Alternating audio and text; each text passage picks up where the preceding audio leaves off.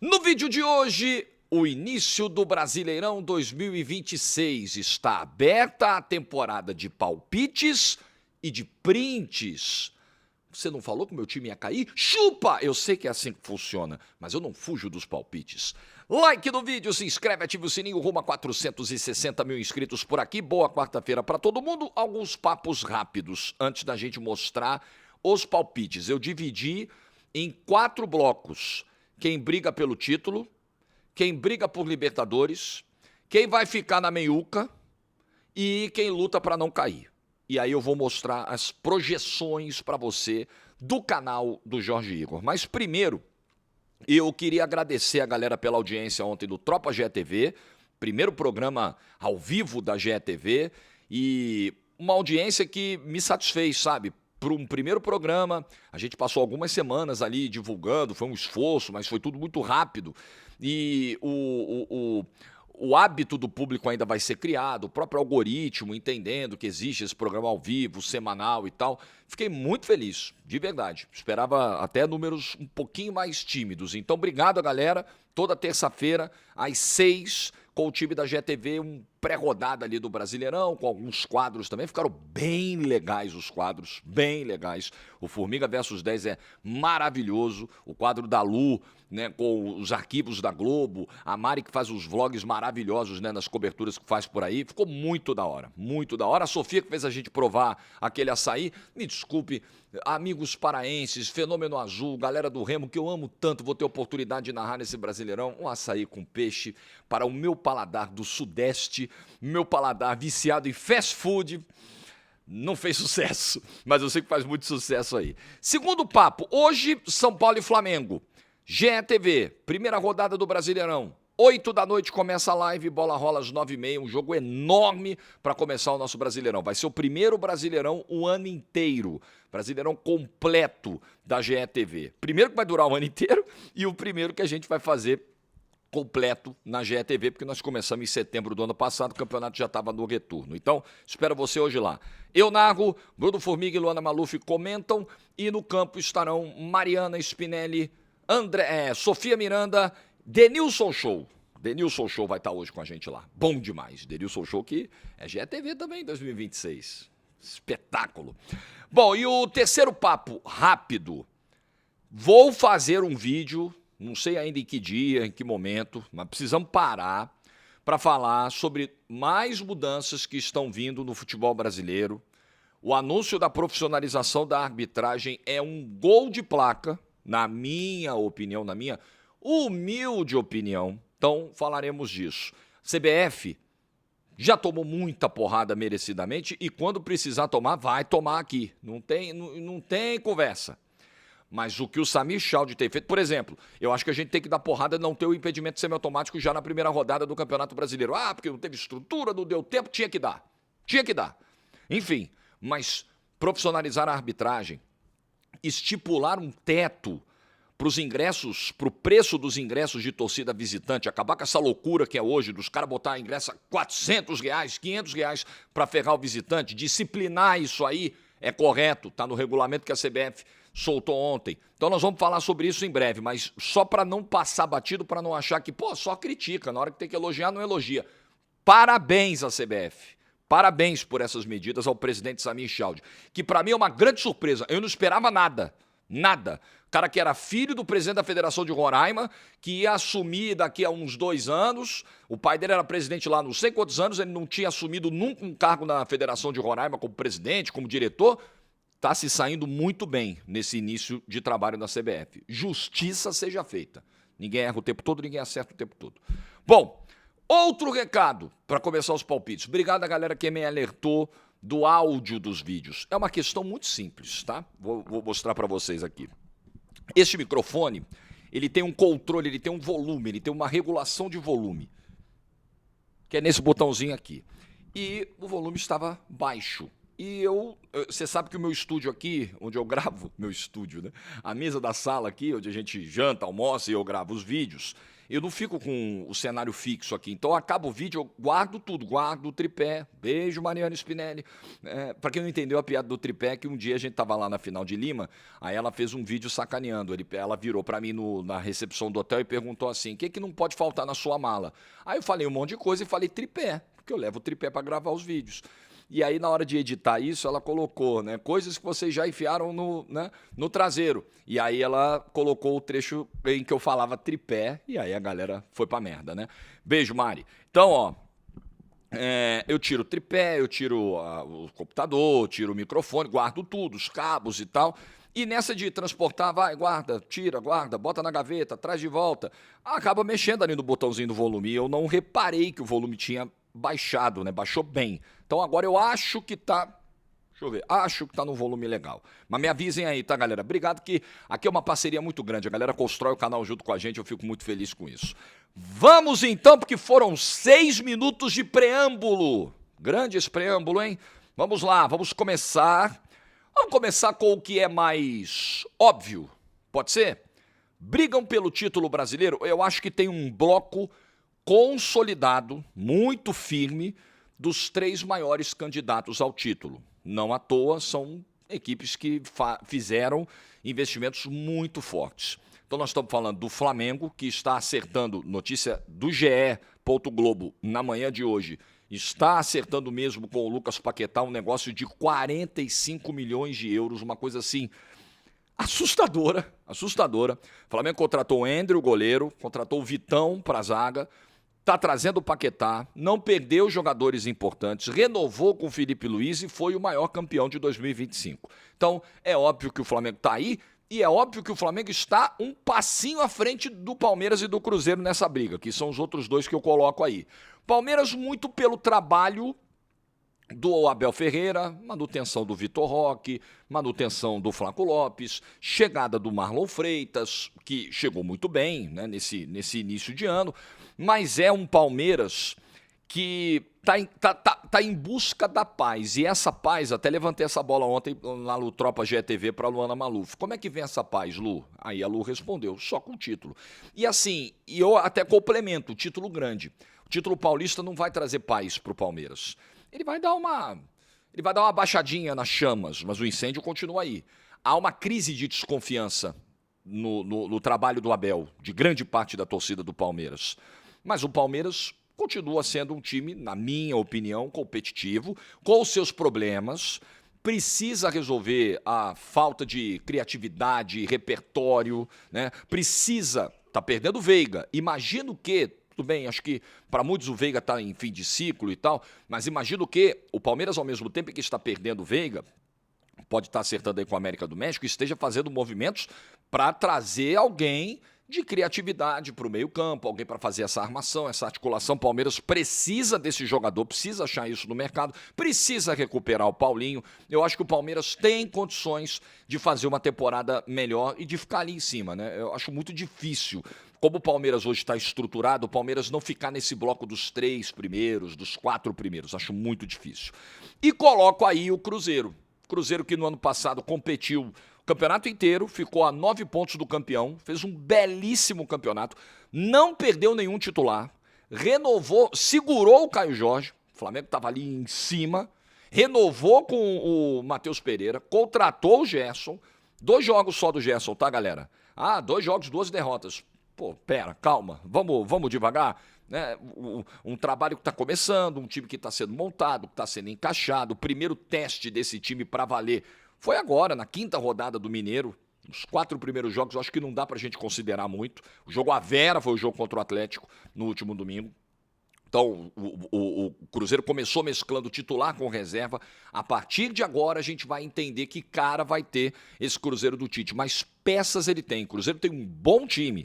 É preciso ver se alguns jogadores que tiveram um rendimento muito alto na temporada passada, mais até do que vinham mostrando na média, se eles vão conseguir repetir. Então, por exemplo, o Fabrício Bruno fez um grande campeonato. Fabrício Bruno e Vidalba, foi uma zaga muito boa do Cruzeiro no ano passado. Mas o Fabrício Bruno jogou assim num nível, caramba, além. Ele consegue manter para 26? É o desafio. Isso vale para vários outros jogadores do elenco. Mas acho um bom time e um treinador que eu espero que esteja com a faca nos dentes. Eu espero que o Tite esteja encarando essa oportunidade como uma retomada assim da carreira, que ele entenda os erros que cometeu, que precisava dar o passo atrás, que tem ali a dose necessária de humildade e tocar em frente. Porque eu acho um grande treinador, acho que tem tudo para ir muito bem no Cruzeiro. Muito bem, então esses para mim brigam pelo título. Vamos lá. Brigam por Libertadores da América. Estou colocando na tela aí para você. Acho que é um bloco grande. Importante lembrar que o Brasileirão perdeu uma vaga para a Copa do Brasil, né? Agora os dois finalistas da Copa do Brasil vão para a Libertadores. Um vai direto, o outro vai para a pré. Eu não sei se eu tô exagerando, se eu tô... Já fiquei refletindo assim, falei, pô, será, cara? Será que eu tô com empolgação excessiva? Eu tô gostando dos movimentos do Fluminense.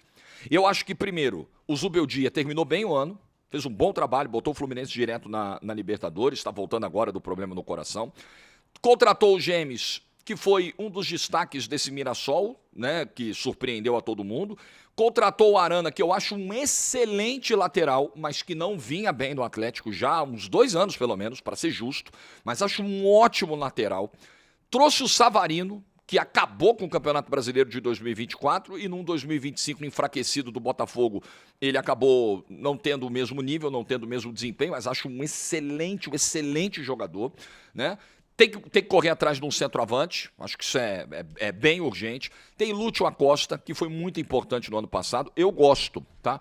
Gosto do que vejo do Fluminense até aqui. Acho que o Fluminense vai brigar de novo nessa faixa de tabela, por vaga direta de Libertadores, além de estar nessa Libertadores, além de poder ir longe nos mata-matas. O Fluminense foi semifinalista da Copa do Brasil, por exemplo, né? Ficou perto ali de ter a possibilidade de ser campeão nacional no ano passado. Eu estou gostando dos movimentos do Fluminense, então acho que o Fluminense tem que estar aí.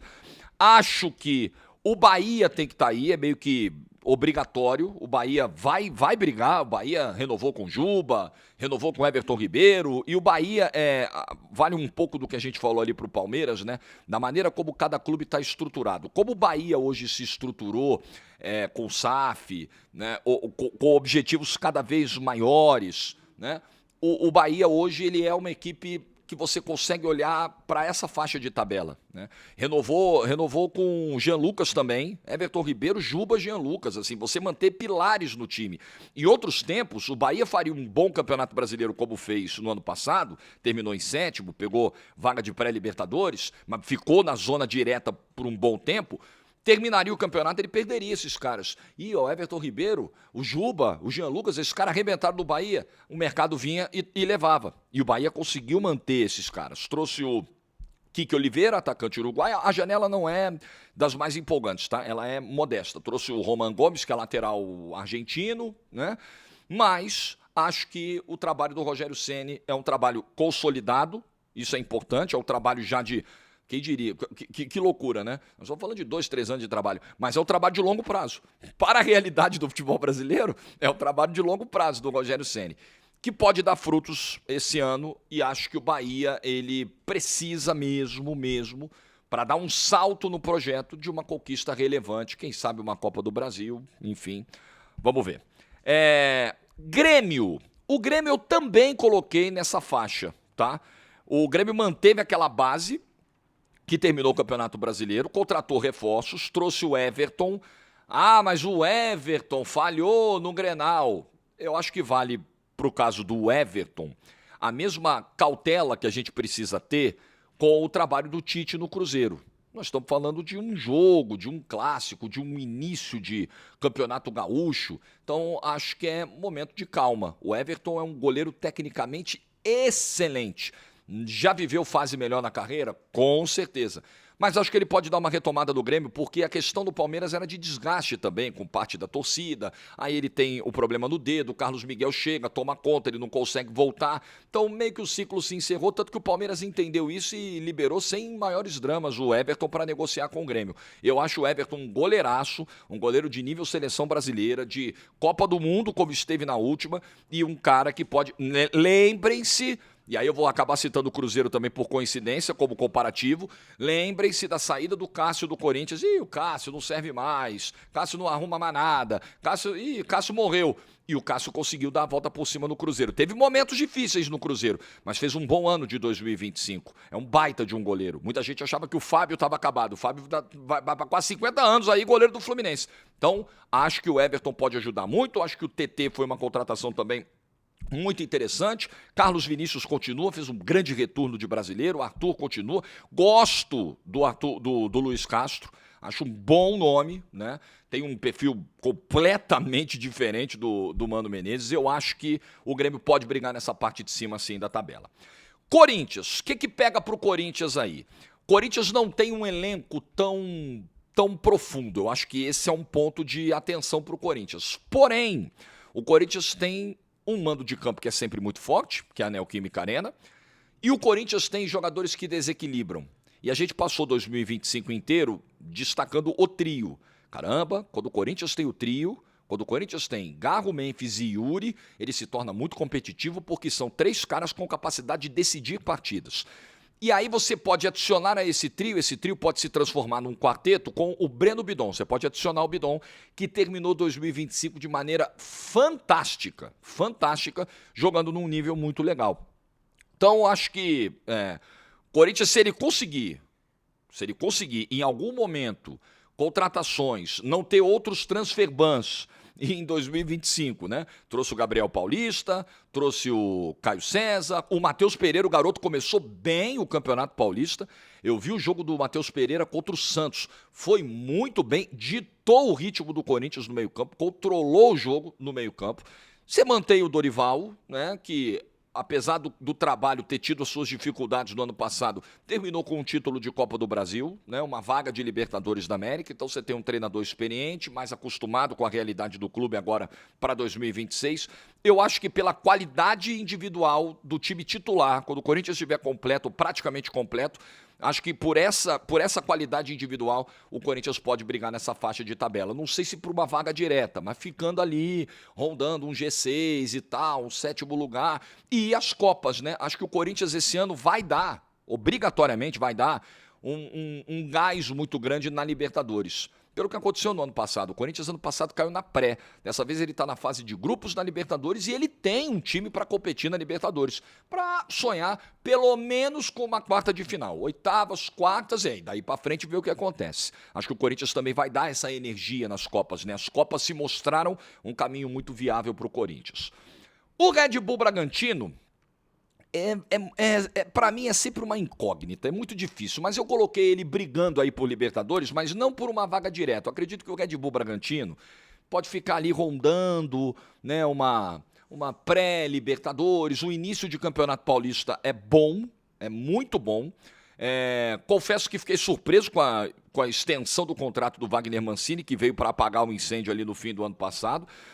A baixa do John é um negócio importante, pesa. O John tá indo pro Zenit da Rússia. Mas você tem o Juninho Capixaba, você tem o Sacha, você tem ali uma espinha montada, o Gabriel, o volante, e o início muito bom de Campeonato Paulista. O Red Bull Bragantino é aquela equipe que não tem, assim, grandes expectativas, mas acho que tirou lições do sofrimento que teve ali, do alerta que acendeu em 2025. Acho que o Red Bull Bragantino pode ficar ali, ó, né?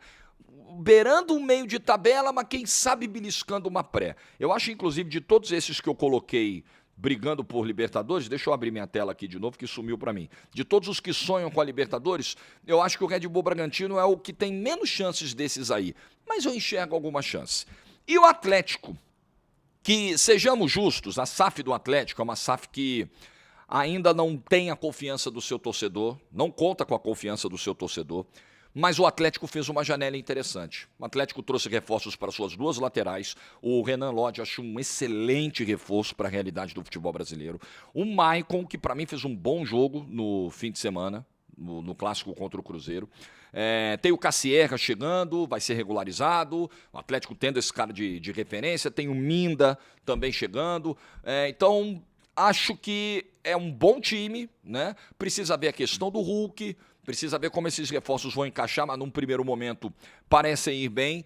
A defesa eu acho que é um ponto de preocupação hoje, o seu miolo de zaga, mas acho que o Atlético pode competir nessa faixa de tabela também. Acho que o Atlético conseguindo um pouco de paz, o Sampaoli conseguindo encontrar o time, que é muito difícil, né? Porque o Sampaoli gosta de rodar bastante as suas formações, né? A gente sabe como é que é, mas acho que o Atlético briga aqui, ó. Acho que a janela do Atlético foi interessante diante da realidade do clube. Vamos para o meio de tabela. Aí você vai me perguntar, Jorge, por que você colocou o Mirassol, sensação do último campeonato brasileiro, quarto colocado, como meio de tabela? Pelo seguinte, dois motivos. Um motivo, que nem é o principal, mas já vou falar logo.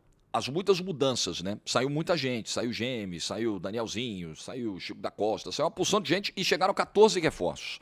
Então você tem que encaixar esses reforços num espaço muito curto. Porque quando você tinha o Brasileirão começando em abril e o time passava por uma reformulação grande, ao final da temporada anterior, você tinha 3, 4 meses de estadual para encaixar e montar e seguir para o Brasileiro. Agora não tem mais esse tempo. Né? Manteve o Rafael Guanais, isso é importante. Manteve o Reinaldo, é verdade. Né? Trouxe o Lucas Mugni, que é um cara, né? Trouxe o Eduardo. Reforços que podem encaixar.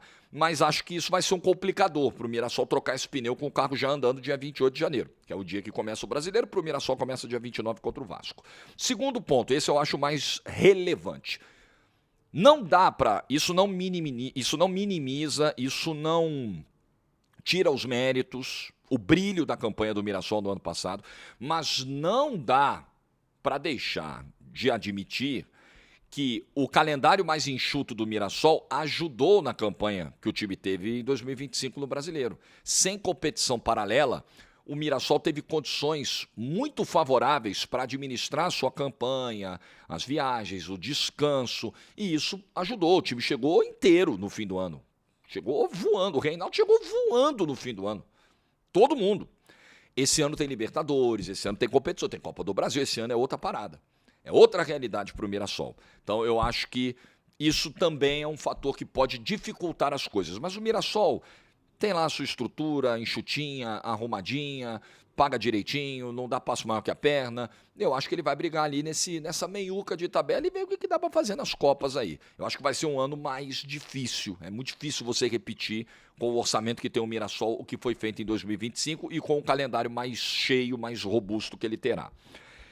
Que mais? Coloquei aí também o Internacional, nessa faixa de meio de tabela, coadjuvante, trouxe o Pesolano, que já trabalhou aqui no Brasil, trabalhou aqui no Cruzeiro, perdeu o Vitão, é uma baixa importante, mas manteve o Alan Patrick, manteve o Carboneiro, conseguiu segurar alguns jogadores. Os reforços não me empolgam muito, especialmente o Félix Torres, sim, né? Fabinho Soldado chegou, o Félix Torres veio. Não é uma contratação, né, que, nossa, nem a do Paulinho, nem a do Vidagra, o volante. O Inter é um time que claramente vai continuar buscando mercado ao longo do campeonato. É o time que você olha e fala, pô, esse time aí não é o time para terminar o ano, não. Esse time vai precisar. Então, acho que é um time para meio de tabela, expectativas não muito altas. Ano passado não foi bom, a reta final do Brasileiro foi dramática para o Inter. Todo mundo viu como o Inter se livrou do rebaixamento. Foi um filme de terror que o torcedor viveu e não consigo ver nesse primeiro momento algo muito diferente. Acho que é o Inter brigando aí, mas tendo que ficar atento. Atlético Paranaense. Acho que vai viver o drama que todo time vive quando volta, porque você tem uma diferença de orçamento, né? Você cai para a segunda divisão, tua receita cai para caramba, e aí você tem que voltar numa outra realidade, né? Vindo de um ano mais difícil, de um ano mais enxuto. Mas o Atlético Paranaense tem o fator arena, que é sempre muito importante, né? Onde o time consegue muitos pontos historicamente. Manteve o Odair Hellmann, que foi o cara que subiu com o time. Você tem uma base ali com o Santos, o goleiro, jogou no Flamengo, jogou no Fortaleza, o Zapelli, o Viveiros, são os principais nomes do time. E a janela do Atlético em relação à janela do Coxa, nós vamos falar do Coritiba já, me pareceu uma janela um pouco mais interessante. Trouxe o Luiz Gustavo, por exemplo, jogador de muita experiência, né? Volante que estava no São Paulo, jogador de Europa, jogador de seleção brasileira. Acho que o Atlético pode ficar aí. Acho que o foco tem que ser a manutenção na primeira divisão e essa meiuca de tabela, pintar uma Sula, seria fantástico para o Furacão. E o Vasco eu também coloquei aí. Eu fiquei pensando muito nessa colocação do Vasco, que manteve o Fernando Diniz, mas perdeu seu principal jogador. Acho que isso vai ser um baque muito grande. Você tem que achar no mercado jogadores que se encaixam no estilo do Fernando Diniz para repor uma saída de um cara diferente, que era o Ryan. Diferente, já anunciado ontem pelo Bournemouth da Inglaterra. Perde o Verratti também, né? Perdeu os artilheiros de 2025. Muito pesado para o Vasco. Mas tem um mando de campo forte que é São Januário, tem ainda alguns jogadores que se mantêm, que são de um bom nível, né? Você tem o Léo Jardim ainda, você tem o Felipe Coutinho ainda, né? Você tem o Andrés Gomes, que fez alguns bons jogos com a camisa do Vasco, foi vice-campeão da Copa do Brasil, tem que administrar também uma frustração de não ter conseguido um título que estava perto, mas o Vasco me dá a mesma sensação do Inter, a sensação de obra incompleta, né? De um time que vai encontrar reforços ao longo do campeonato, vai encontrar soluções, vai precisar, vai ser obrigado a encontrar soluções, mesmo com poucos recursos e com o mercado tão difícil. Então acho que o Vasco é meio de tabela, mas assim, com uma atençãozinha para baixo, sabe? Ficar de olho ali embaixo. É tipo o Red Bull Bragantino, que eu botei ali, brigando por Libertadores, mas mais para meio de tabela que Libertadores, sabe? É o Vasco, é mais ou menos isso, mais ali para baixo do que para onde ele está. E aí, rebaixamento. Eu acho que esse ano nós vamos ter um grande caindo, tá? Obviamente que eu não estou dizendo que os 6 aqui vão cair, porque não tem 7 vagas de rebaixamento, são 7 aqui. Não tem 7 vagas de rebaixamento. Desses 7 aqui só caem 4. E pode ser que os 4 que caiam nem sejam esses. Mas com a fotografia do momento, eu acho muito difícil não colocar Santos e São Paulo nessa briga. Vamos para os mais óbvios aqui, né? Chapecoense, Vitória e Remo são muito óbvios, porque tem orçamentos menores. O Remo tem uma questão pesada da distância que ele vai percorrer, o time que mais vai viajar nesse Campeonato Brasileiro. E veja, no ano passado, os 2 times que mais viajaram no Campeonato Brasileiro, que tinham as maiores distâncias para percorrer, caíram, Ceará e Fortaleza. Claro que não foi só por isso, foi por uma série de questões, erros, montagem de elenco ruim do Fortaleza e tudo mais. Mas é claro que isso é um dificultador, ainda mais para um clube que está há 30 anos longe da elite. Então acho que o Remo é uma luta desesperada ali pelos 45 pontos. E ele tem uma torcida maravilhosa que vai empurrar para puxar esses 45. Tenho certeza que alguns pontos aí para essa conta de 45, quem vai arrancar vai ser o Fenômeno Azul, que nunca abandonou esse time e que vai estar lá presente. O Vitória trouxe o Marinho, orçamento enxutinho, ano passado lutou, suou para ficar, ficou, e acho que a luta é exatamente essa, e a mesma coisa dá pra gente esperar da Chapecoense, voltando, um clube que passou por tudo que passou, né, tendo que se reestruturar, trouxe 13 reforços até o momento, contratou gente pra caramba, principal contratação é o Bolassi, que jogou no Criciúma, passou pelo Cruzeiro, mas não conseguiu ser titular, o Giovanni Augusto continua, Giovanni Augusto foi líder de assistências na Série B, então é um time que vai ali suar para fazer também 45 pontos. Então, eu acho que esses 3 aqui, do quadro, eles são mais óbvios. Aí, quando você vai entrar nos grandes, tem que falar do Coritiba, né? Coritiba é um time campeão brasileiro. Mas eu vou falar dos grandes do bloco dos 12, né? Que são São Paulo, Santos e Botafogo. Mas eu acho que o futebol brasileiro tem muito mais do que 12 grandes, como é o caso do Coritiba, por exemplo. Ganhou do Atlético Paranaense no campeonato estadual, trouxe aí o Fernando Seabra e manteve aí, né? Se você pegar o time da Série B, ficou o Pedro Morisco, ficou o Josué, ficou o Lucas Ronier e foram 9 reforços contratados. Acho que em quantidade, né, a janela do Coritiba ela foi até maior que a do Atlético, mas, por exemplo, o Breno Lopes é um cara que eu acho que precisa mostrar muita coisa. Não sei se é um reforço que chega para resolver. O Thiago Santos, zagueiro, ex-Fluminense, teve muitas dificuldades técnicas lá no Fluminense. O Pedro Rocha está vindo também, passou pelo Remo. Então, acho que é uma janela dentro daquilo que o Coritiba pode fazer, né? Dentro da sua realidade. Um time que está voltando, que ficou mais tempo até do que o Atlético. O Atlético fez o bate-volta, o Coritiba ficou um pouco mais na Série B e isso é uma areia movediça, né? Quanto mais você fica longe da Série A, da receita de Série A, mais você fica combalido financeiramente. Então, acho que a briga do Coxa é pelos 45. Tem condições, claro, tem condições. Agora, dos grandes aqui, onde sempre gera muita polêmica. O Santos. O Santos está claro, e isso está sendo dito pelo próprio presidente do clube, o próprio presidente está admitindo que precisa dar peças para o treinador, está claro que sem reforços o Santos não vai aguentar, não vai dar.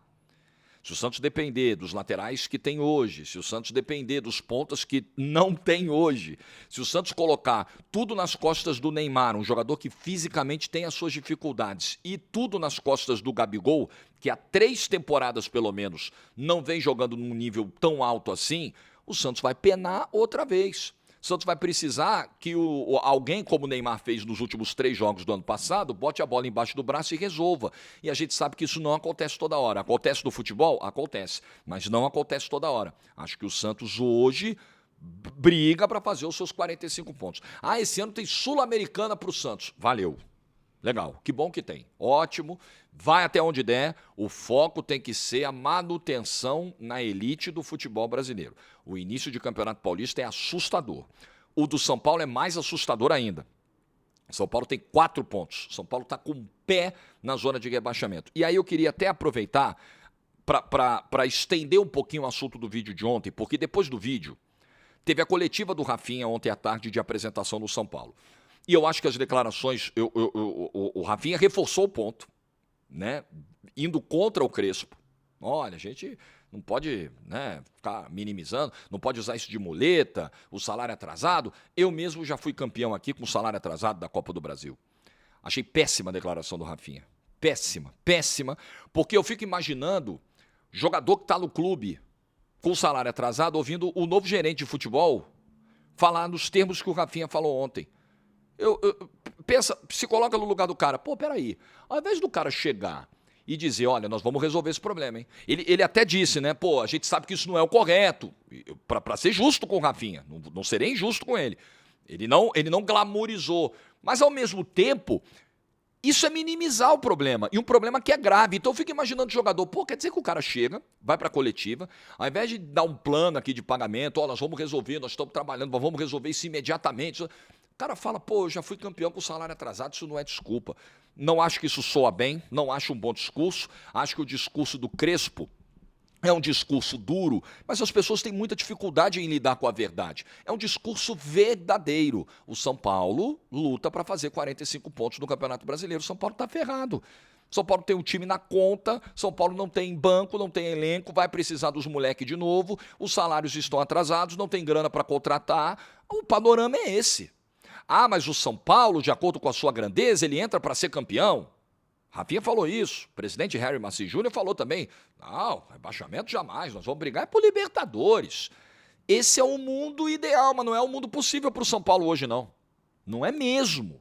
Hoje, fotografia de hoje, 28 de janeiro, dia que o São Paulo estreia no Campeonato Brasileiro contra o Flamengo. Torcedor desmobilizado, torcedor irritado, né? Torcedor talvez não compareça no mesmo número que vem comparecendo nos últimos anos, porque a torcida do São Paulo não faltou ao clube nos últimos anos, mas chega uma hora que enche o saco mesmo da galera, né?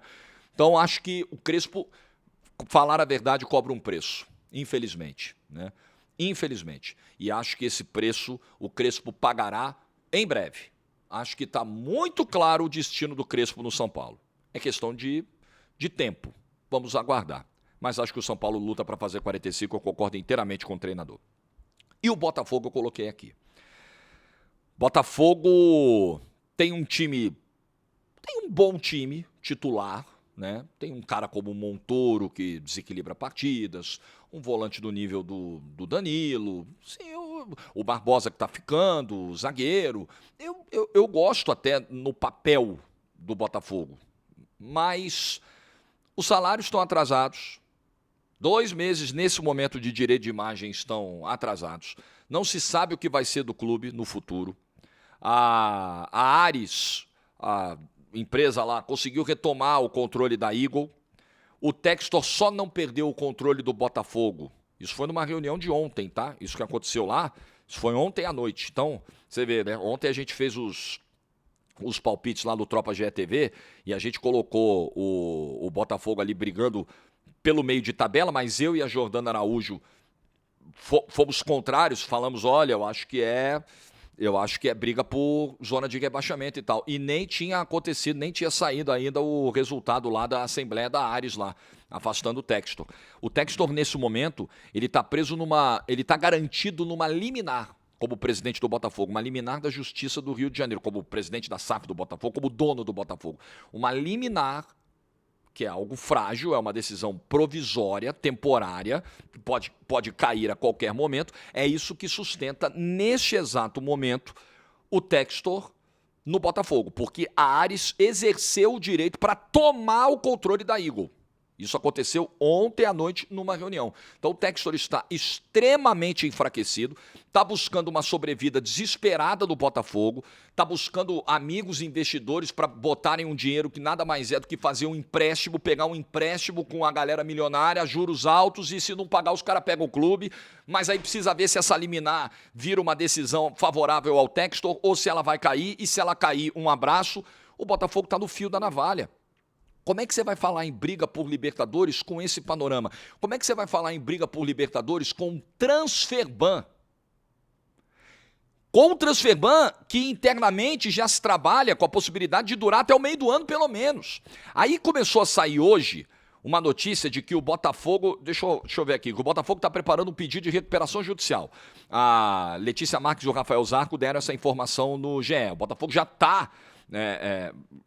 num processo de recuperação extrajudicial com os credores do Clube Social há 2 anos, e agora o passo seria uma recuperação judicial. A dívida hoje está em 1,5 bilhão e tem passivos de curto prazo para você pagar agora, que são de 700 milhões. Então a ideia é apresentar para os credores um plano de pagamento na mesma vara empresarial no Judiciário do Rio de Janeiro, que já está julgando a briga do Textor com a Eagle e com a briga da Eagle da Ares. Então é um processo agora que seria formal do Judiciário, mas aí, torcedor, não se iluda. Opa! Agora resolveu o Transferban, porque vai fazer a recuperação extrajudicial. Há um longo caminho para aprovar isso. Um longo caminho. Você tem que apresentar o plano para os credores têm que concordar, a justiça faz a intermediação. É um longo caminho. Então, torcedor do Botafogo, não se iluda. Infelizmente, a realidade é dura, é feia para 2026, não é bonito. O futuro, de curto prazo, não é bonito para 2026. O Botafogo tem que se segurar em 45 pontos. Como vai fazer, não sei. O Botafogo está anunciando jogadores e não pode inscrever os caras. Você vê que loucura. Anunciou o Wallace Davi, do Fluminense, volante que estava na negociação com o Savarino. Mas como é que faz? 4 anos de contrato, beleza, como é que faz? Você não pode inscrever, não pode botar o cara para jogar. Aí você vai ter que emprestar, você não pode inscrever imediatamente. Aí você vai fazer o quê? Você vai pegar um jogador que você contratou por 4 anos para jogar, só que ele não pode jogar, aí você vai ter que emprestar para um outro clube. Gente, isso é uma loucura. Aquele exercício que a gente fez. Se machuca um jogador titular importante do Botafogo. Como é que faz para ir no mercado? Perdemos um zagueiro machucado. O cara estourou o joelho, vai ficar 1 ano fora. LCA. Precisamos ir no mercado repor. Não pode. Não pode contratar. Não pode inscrever. Contratar até pode. Não pode inscrever. Saiu nova notícia do Danilo, uma nova cobrança dos empresários do Danilo em relação aos salários atrasados do Botafogo. Danilo dando ultimato. E se um jogador puxar a fila de salário atrasado deixando o clube, pode ter certeza que outros vão, outros irão. A saída do Marlon não foi à toa. Então, desculpa, torcedor do Botafogo. Se você quiser ficar puto comigo, quiser ficar chateado, quiser dizer que é Fla Press, amigo, faz o que você quiser. Eu prefiro trabalhar com a verdade. E eu estou bem preocupado com o ano de 2026 do Botafogo. Acho que será um ano muito duro, muito difícil. E as soluções, por mais que o Textor esteja vendendo, não, nós vamos resolver... Gente, ele fez uma live do fim de semana, semana que vem tá tudo resolvido, amanhã começa o Campeonato Brasileiro, tem nada resolvido, não tem nada nem perto de estar resolvido. Então para de acreditar em promessa, eu sei que é duro, eu sei que você tem uma gratidão pelo Textor, eu sei que a gente tem a gente tem um defeito, né, humano, que muitas vezes é de idolatrar figuras. Eu me policio todas as vezes para não cometer, para não cair nesse erro. Acho que é algo humano mesmo. Eu sei que tem muita gente que idolatra o Textor, e quando você se decepciona com o ídolo, para você entender que aquele ídolo não era isso tudo, às vezes você não quer acreditar, você não quer aceitar essa verdade. Aceita, torcedor do Botafogo. A gestão do Textor foi um terror do ponto de vista financeiro. deu ao Botafogo o maior título da sua história, mas uma gestão louca, irresponsável. Ele quis abraçar o mundo, pegando empréstimo daqui, empréstimo dali, tirando dinheiro do clube, botando no outro, um negócio bizarro, não dando nenhuma previsibilidade ao Botafogo e gerando o que gerou. Lembre-se do quão irresponsável o Textor foi, quão negligente ele foi no ano passado com os títulos no início do ano. E aquilo me revoltou, um clube do tamanho do Botafogo chegar para uma Recopa Sul-Americana, para uma Supercopa do Brasil e falar, não precisa, nosso ano começa em maio. Isso é um absurdo, isso é uma piada. Então, a situação é grave, é difícil aceitar, mas não adianta. A realidade dos fatos sempre se impõe. Você pode não querer aceitar, você pode brigar e dizer que a culpa é da imprensa, que a culpa é da Fla Press. Tá bom, tudo bem, pode fazer. Mas a realidade, ela vai bater na tua porta. Ela pode não bater hoje, ela pode não bater amanhã, mas depois de amanhã, ela chega. Pode ter certeza que chega.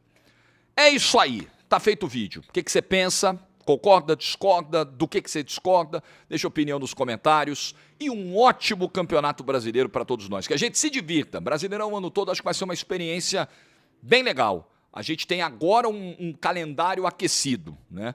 E acho que o Brasileirão o ano todo vai provocar obrigatoriamente uma repensada nesses campeonatos estaduais, nesse número de jogos. Não é só cair de 16 para 11 datas, não. É dentro dessas 11 datas você racionalizar a participação dos grandes. E o Campeonato Brasileiro simultâneo ao estadual vai escancarar essa necessidade. Acho que vai ser bom por uma série de motivos. O que você pensa? Opina aí. Te vejo logo mais na GETV com São Paulo e Flamengo a partir das 8 da noite. Like do vídeo se você ficou até o final. Juízo e tchau!